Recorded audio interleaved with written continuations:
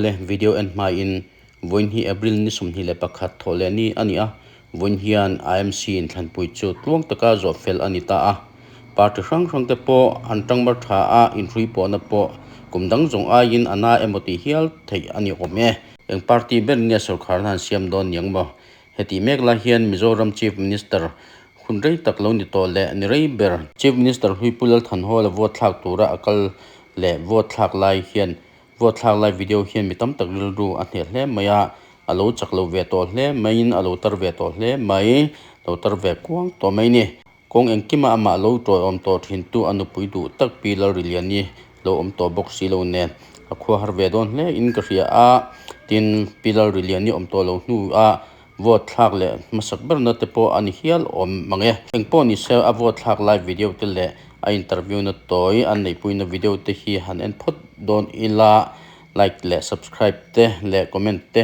lo tia ka video te top thlenga lo en turin kan som chuwa tin he video hi major news 10 ka channel a da chomin phasaka wang point kolom hle ani major news chunga polom thu ka sei nge e pulal than hola boinia a vote thak na le a interview na toy le vote thak tura akal lai le holam te an en ho don tiang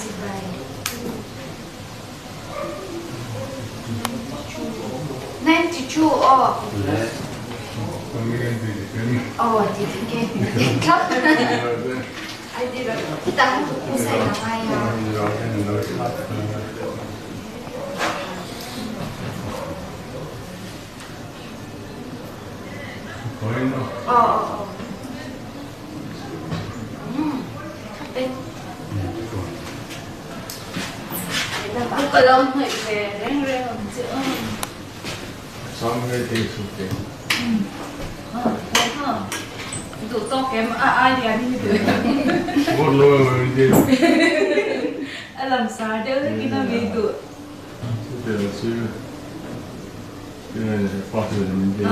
đẹp hẳn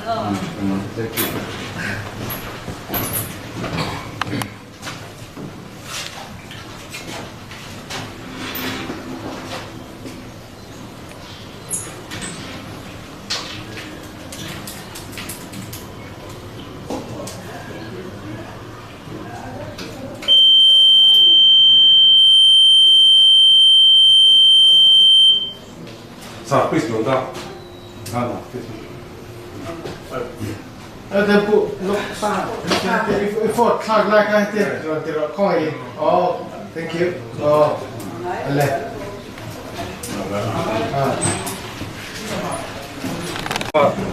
Le, India Rama Chief Minister Ray, very little. Testing a me.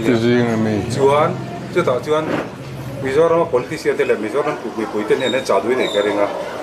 To me, some space up here. Politician, television. Kate Lillian to Hansa. Yeah. Dick the gang gives Hilti at Lobera. Daughter John Kenny, what Lula, so again Dick the a dick a shame time. I got say you can do this soon. Dick the cut soyet. Dick the cut the at Lober. And the young person said to Masalang, I dig the nana catch a tailor to tailor. So I endured the two. So I don't get any longer to lemon to them. So they were so I done a calpunda to near.